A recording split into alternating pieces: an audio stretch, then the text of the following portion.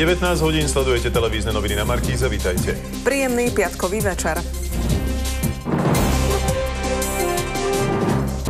12 hodín pred voľbami začíname najnovším a aj posledným prieskumom volebných preferencií. Agentúra NVK ho v dňoch 5. až 9. júna urobila na vzorke 1192 respondentov exkluzívne pre televíziu Markíza. V našom Aj posledná predvolebná diskusia na obrazovkách televízie Markíza ukázala, že hlasovanie je už veľmi blízko. Vo vzduchu včera lietali obvinenia z korupcie či zadlžovania Slovenska. Pred našimi kamerami v najsledovanejšom súboji stáli Vladimír Mečiar, Iveta Radičová, Robert Fico a Ján Figeľ. Zajtra o takomto čase možno väčšina z vás bude mať odvolené. Štáby televízie Markíza budú monitorovať voľby po celom Slovensku. Už niekoľko dní sa šíria chýry, že by sa mali kupovať hlasy najmä v rómskych osadách. Cena má byť 8 eur za jeden. Zajtra budeme slobodne hlasovať a voliť si zástupcov v parlamente už po 7. krát. Prvé slobodné voľby v ponovembrovej histórii sa konali pred 20 rokmi. Obrovská eufória a až 95% účasť voličov sa odvtedy však už nezopakovala. Začal sa mesiac nabitý svetovým futbalom. Kvôli majstrovstvám sveta pricestovali do Juhoafrickej republiky okrem futbalových aj veľké spevácké hviezdy. Predstavili sa na megakoncerte v Johannesburgu, kde im tlieskal zaplnený 30-tisícový štadión. Ohavný čin sa stal na sídlisku Brezovec v Dolnom Kubíne. 34-ročný muž tu surovo vyhodil z okna svoje dva psy.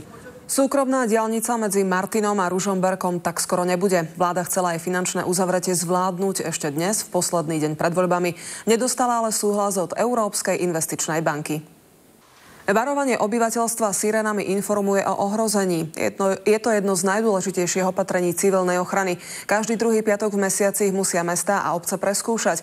Pred týždňom, keď mali sirény upozorniť občanov na záplavy, však väčšina mestských a obecných ampliónov mlčala. Nedávne ničivé povodne postihli rozsiahle územia a mnohých ľudí. Televízia Markíza sa prostredníctvom svojej nadácie rozhodla pomôcť tým najzraniteľnejším a okamžite uvoľnila peniaze na pomoc.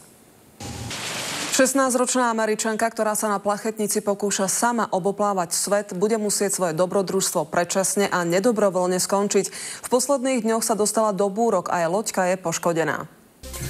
Hovorí sa, že zločin je pred spravodlivosťou vždy o krok vpred. Zločinci v Hongkongu ale budú mať čo robiť, aby pred políciou unikli. Muži zákona začali používať novú zbraň. Jedli ste už niekedy pečeného vola? Z jedného zvieraťa vedia kuchári pripraviť viac ako 1000 porcií. Prípravu stredovekej tradičnej pochúťky si budete môcť nielen pozrieť, ale aj ochutnať už zajtra v hlavnom meste. Hostiami zábavnej relácie Aj múdry z chyby budú dnes o 20. Vladimír Kobielsky a Martin Malachovský. Program potom pokračuje komédiou Tuxedo s Jackie Chanom a v hlavnej úlohe a neskôr akčným filmom Náhla smrť.